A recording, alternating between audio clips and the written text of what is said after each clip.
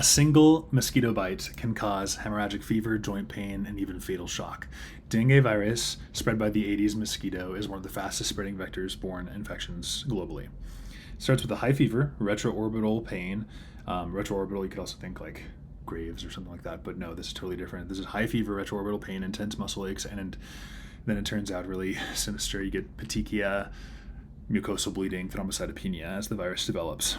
And so the mosquito doesn't just spread this, it also spreads Zika, Chikungunya, and yellow fever. So the Aedes tick is very important to recognize, and there's a pattern of symptoms and transmission that is crucial to be able to be on the lookout for. Zika, Chikungunya, yellow virus. Incubation 4 to 7 days, high fever, retroorbital pain, hemorrhagic signs, petechia, muscle bleeding, mucosal bleeding, Labs are going to have low platelets, low white blood cells, and hemoconcentration. All right, so let's do practice question. 31-year-old man, recurrence from Colombia, maybe you could say like Brazil, somewhere like that. Fever, severe joint pain, petechial rash.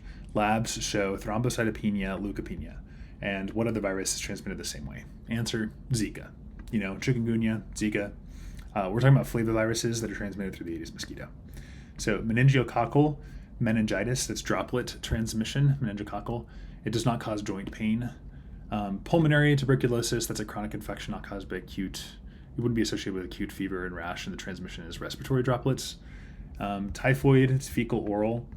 Lymphogranuloma, virinium, that's a sexual contact, not vector. Tuberculosis, airborne.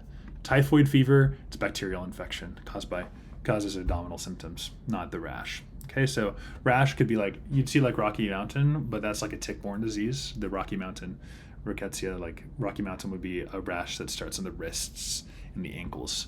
So, and not consistent with the travel history either. Okay, yeah, that's pretty much it. So we'll see you in the next video. Like and subscribe.